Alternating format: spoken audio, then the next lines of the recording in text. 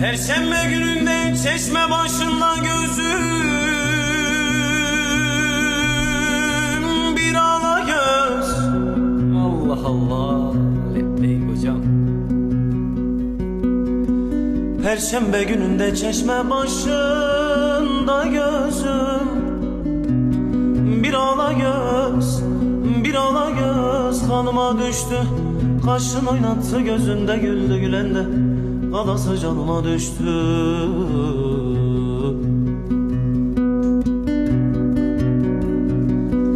El eskerem her derdide hallıyam. El eskerem her derdide hallıyam. Hanım sen dertlisen, hanım sen dertlisen, ben yaralıyam. Dedi nişanlıyam, dedi nişanlıyam, özgem alıyam. Kırıldı kol kanadım, yanıma düştü.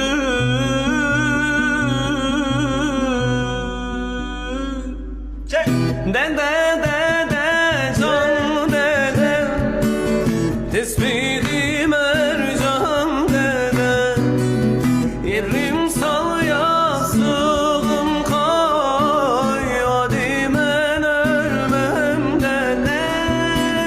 Yetimem vurulmuşam, ben ciğerden yanmışam. Gözüm onun için ağlar, çünkü yetim kalmışam.